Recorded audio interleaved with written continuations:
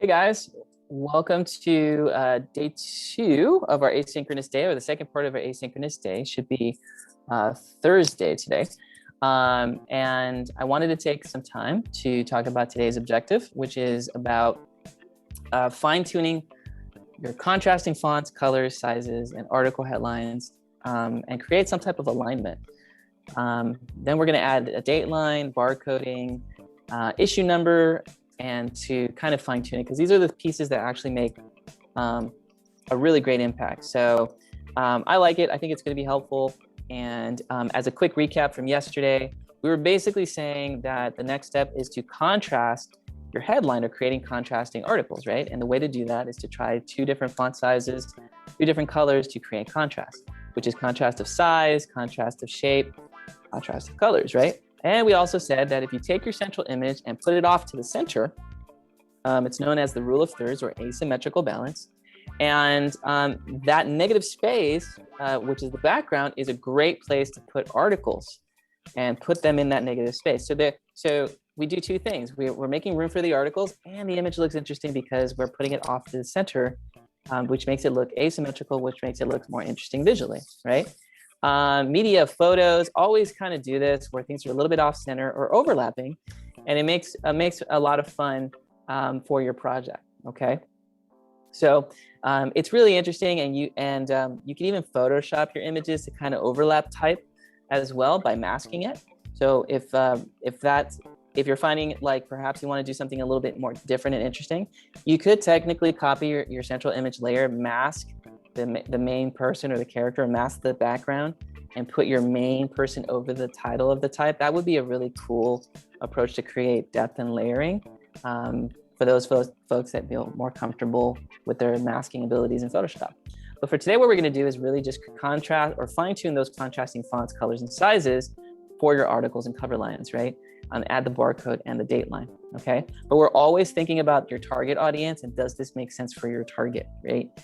Because it's all a process, okay? This is all a process, okay? So we're kind of in almost the revised statements, or constantly making improvements and revising. So let's go and come back to Francesca's project a little bit, thread and needle. And since the last project, what I did is that I basically added the articles or additional articles to kind of help the piece.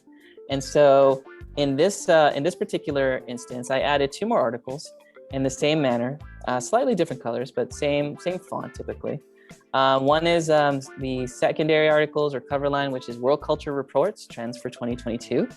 When we look at Victoria, the profile of Victoria from New York, she cares about traveling, but also cares about learning about new cultures and fashion in those cultures. So an article that's related to someone that is professional, that has limited time, typically, I'm assuming, would like reports on culture or fashion reports, trend reports from different parts of the world. Like, who wouldn't want a quick and convenient report that says these are the fashion trends in different parts of the world, so that you can maybe bring it into your own fashion, your own design, or even your own wardrobe, or all of the above.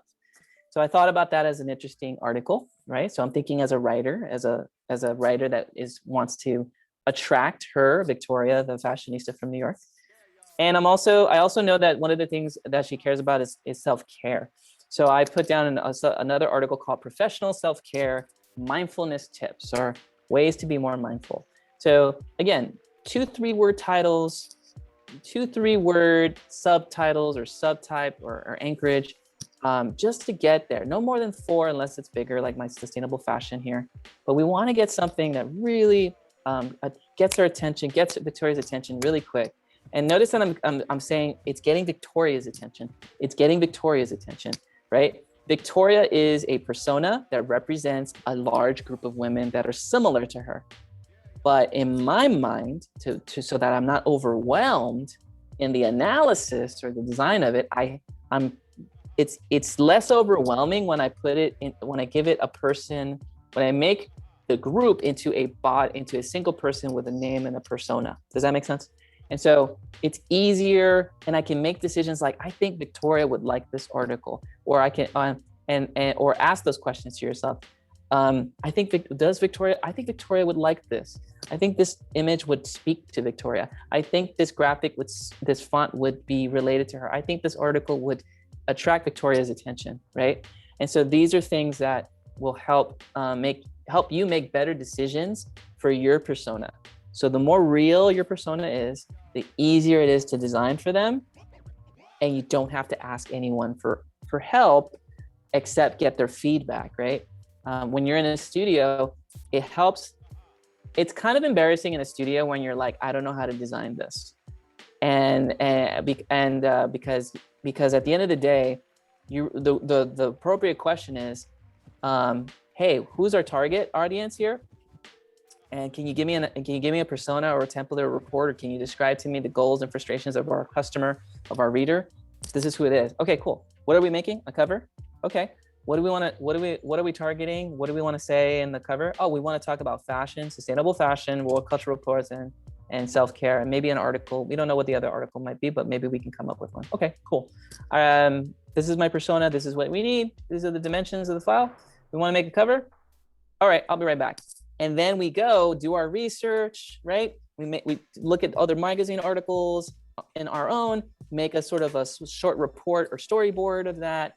We make a little persona of ourselves, put that in our folder, design our cover, 2 or 3, typically in the studio. And then when you're ready to show your work, you know how cool you're gonna look or how amazing of a designer you're gonna look when you actually come in and say, okay, here's my thinking behind this post. So I'm thinking of, based on your information, this is the persona that I created. So I made a little template here. Oh, who gave that to you? Oh, I had that from my teacher's class. I made a persona. Oh, that's so great. We never had one before. Oh my God, that's awesome. And so this is our customer? Yeah, that's our customer. Oh, a reader? Yeah. Okay. And okay, show me your design. Well, wait, before I do, let me show you a report of the trends of the things I've seen in my report. Here's my storyboard. Here's my research, my visual research. And based on what I saw in my research, I'm noticing this, and that in the research. And I'm noticing these trends and within the decades. And so I'm sort of pursuing this decade, or I'm going this direction based on what I saw in the last, 10 or 20 years. Whoa, that's awesome. Okay, yeah. So based off of this information, here's the design that I'm thinking about. We want a central image that communicates, this strength, and the articles should reflect those goals and frustrations. So sustainable fashion, global fashion with impact, world culture reports, 2021, professional self-care mindfulness tips for this persona, because this is the persona that we all kind of agree on, right? This is our reader, right? Yeah, it is. Oh, okay, yeah, this makes sense towards the goals. You're an amazing designer. Thank you. That's great. That's job security. That's building a good reputation in your studio, in your company, it means you're thinking, and you should get paid to think, not get paid to just put graphics together because it looks good. And I'll say it before and I say it again. You should be paid. You need to present yourself not only as a designer, but as a critical thinker. The purpose of college is to make you a critical thinker, okay? High schools try to get you there sooner, and you get better, slightly better in college, but the purpose of college is to make you a critical thinker so that you can do these things and add value to your society, to your studio, to your community, okay? So just throwing it back there. All right, so that being said, we have our design here, right? We have our reasoning behind it, okay? Sustainable fashion trend reports. Now what we wanna do is basically create some alignments, right? I've already contrasted these, bigger, smaller, different colors, things of that sort, right? And what I wanna do is basically kind of align them. And what I mean by align is that typically when it comes to your text, you kind of wanna create like this sort of imaginary line for your text. And it's known as an alignment. And in the fashion, or not fashion world, but in the design world, we kind of create we create structure, right? From our designs. And you kind of see that in your rule of thirds, right? Anything that's off center obviously looks better visually, right? But if you really think about it, if you take your design and kind of break it down into like equal sections, you get this in photography a lot. We get something called a grid, okay? And a grid is kind of like what you saw in my presentation here. And I'll show you the photo because I think a grid is going to be important to kind of communicate, right? Every time I'm looking at a design, there's a grid, right? And I'm sharing the wrong screen. So here it is. So imagine, and I'll move these things out of the way. But if you were to imagine your design in equal sections, right? Basically, you would kind of, and I'll use a red line to kind of communicate this. But if you can imagine your cover, get the rectangle, right? You've heard me say this before, right? Like if I draw a red border around it, right? And kind of break it down towards the center, right? What's to the left is different from the right. That's a grid, right? But that's left versus right. When we're designing publications, we actually break things down also into equal sections. So we break it down into equal sections or top thirds. So we actually break it down into like thirds, the top third, the center third, the bottom third. It's almost kind of like if you kind of split and create equal sizes of squares roughly down the center of each of these designs, you'll see a grid happening within the design. And I actually forgot this one over here in the red. So you'll actually see like this grid happening, right? And as you're designing, you're kind of putting your text and your areas within that negative space or within that grid. So if you notice, when I look at things like my text here on the left, and I draw a line down the middle, there's technically like this sort of like an imaginary line happening down the center of it. And we'll go yellow just for the sake of the project, right? For this presentation. But if I draw a line down the middle here where it's yellow, notice how my cover lines are kind of lining up on the left there. When we have text, it's kind of like a book in a way. It always helps to kind of have your text line up to other bodies of text, because what you're doing is you're creating structure, right? So even if the lines are flush left, flush right, or even centered, text alignment is key. And so, you know, the text on the left is lining up to the left, text on the right is lining up to the right. And so all these things are creating some type of flush. When I go to my design, I'm kind of thinking the same thing as well. And I want to make sure that whatever I'm creating is also creating some type of like alignment, right? So if I take my yellow line, notice that like the end of the T in Thread and Needle magazine is not really lining up with sustainable fashion or reports. That could be by design. I mean, you could argue that it is kind of lining up to maybe the other end of the T there. But if I wanted to align it, then I'm being more aware of it. I could simply just select those text or those bodies of text, right? Multi-select, hold down the Command key, and then select those letterings, right? And kind of shift them over to the left using my Move tool. Picked up magazine by mistake, so. And notice how like when I multi-select my text layers, or any layer for that matter, I can move it around with my Move tool and shift it to the left. Bring it down, bring it up, and create sort of like a shift there. So that's the first part. We can create alignments by multi-selecting using our Shift key and bringing it closer. For the barcode, if you decide to add a barcode, then we can add a barcode simply by Googling your barcode and adding and selecting one and adding it on, okay? So in this instance, we're going to, let me see if I can add it here. I'm gonna actually do two ways to kind of add an image via a barcode here. And so what I'm gonna switch over to desktop 1. So it's like my whole screen, right? And I could do it go to the website and pull it in, right? I do want to show you some alternate ways to add images based on subscriptions. If I go up to the file menu of Photoshop and I come down to a little bit halfway, and where it's highlighted, there's a key here which is called menu option called Search Adobe Stock. If I click onto it, it actually opens up in my browser the when you have a full subscription, the free Adobe Stock resources, okay? And so, let's see if I can share it here.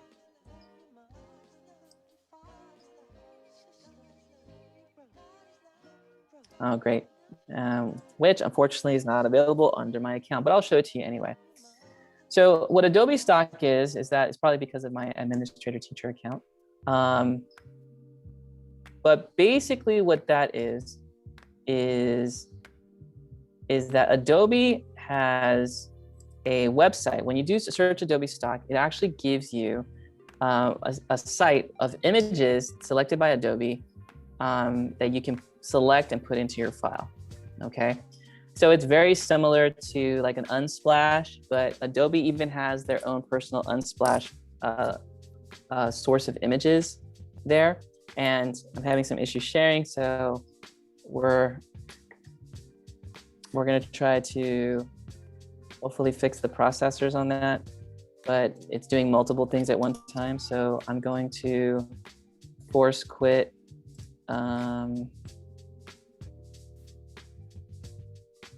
my Google Chrome. So then that way I can unlock my Zoom so we can get back into Photoshop and hopefully get back into the system. Oh no, okay. All right, well, looks like we're gonna have to possibly fix that.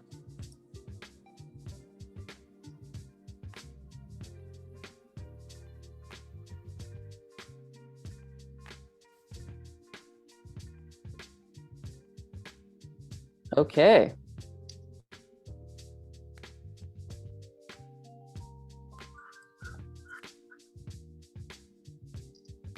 All right, looks like we're gonna have to redo this one. Oh, almost.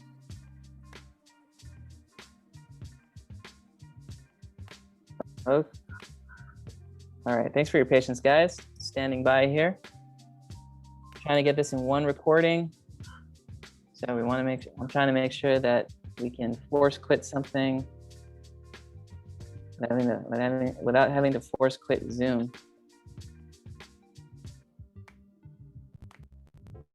Okay, all right. I think we're gonna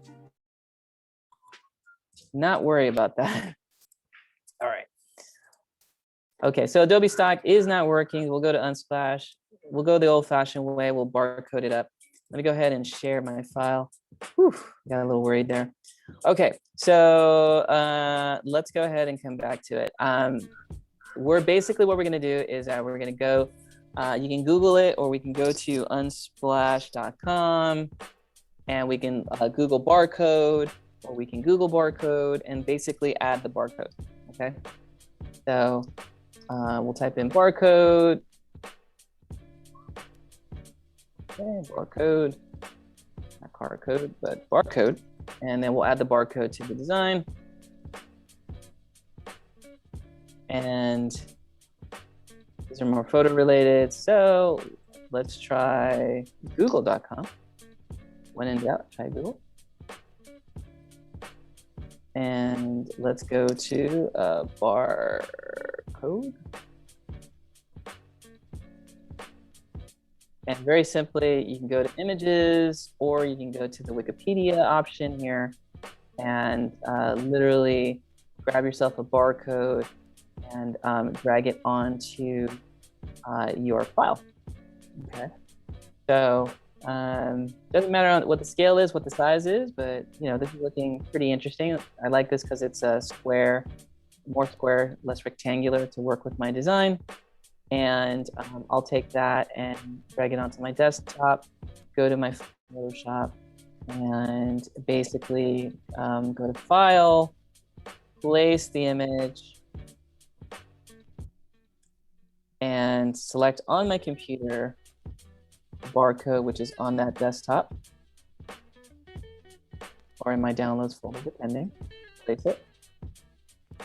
And we'll literally just scale it down and add it to the design. And typically barcodes should be no bigger than like 2 inches, really, no wider than 2 inches. So they can be relatively small, but it does add a little bit of that reality to the design. So if I scale up and down on the lower left there, I can actually like see the size of the image or the barcode in that little square where it says WH. If I zoom in, you can see it a little bit more closely.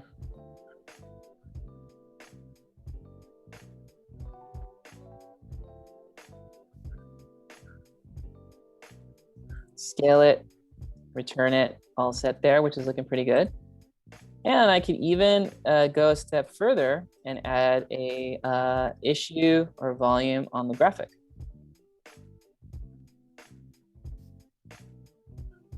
So that would go into like my text box, right? Select a small font, maybe a 9-point font. And we could say that this is issue 1 and call this June 2021 subscription, and kind of add that within that design there, okay? So, or you could even move your issue or subscription somewhere in the top of your masthead. If you want to put it underneath the magazine title, you can do that as well. It varies for each cover and each design, but that's essentially the idea behind it. So I did 2 things in this instance, right? I created an alignment, moved my text to create structure. Something lines up with something else. We had a little bit of a technical issue, but then I added the barcode, and I Googled barcode, added an issue number and a line, and just ultimately looked at the design and just do the next step, which is to kind of take into consideration your persona again, right? So as I'm adding this, I'm pausing and I'm thinking about my target. I'm thinking about Victoria, and I'm saying to myself, does this magazine look like it's attracting a person by the name of Victoria, who is interested in fashion, sustainable impact, and is trying to make her way in the world? Does this image and the central image have some type of symbolism that communicates a strength but a fashion at the same time, which is sort of psychologically happening in her biography? Is this aligning to personality? Would this look like something that kind of attracts her? If I'm answering yes to most of these questions, and if you answer yes to most of these questions for your persona, your audience, or your reader, you know you're getting, and it looks like the coolest thing on your screen, you know you're getting to a good place in your design, and you know you're doing effective work as a designer, okay? But that's my lesson for today, right? Alignment, barcode, and then ask the question, does this design work for my viewer, my reader? Does this connect? Do the articles connect? Does the image have symbolism happening? Is there symbolism? Can I say more if I adjust images, collages, change something, add color, add a filter? Can I add more impact and more emotion to the piece and connect with her in a greater and an even greater way? Does my photos do that? Do your drawings do that? These are questions to ask towards the end as a critical thinker, critical designer. And then we're ready to show on Monday, okay? All right, guys, enjoy your weekend. Please make sure that you also catch up on any missing assignments for those folks that are missing any assignments. And we'll be ready on Monday to share your designs, okay? All right, we'll see you then. Be safe.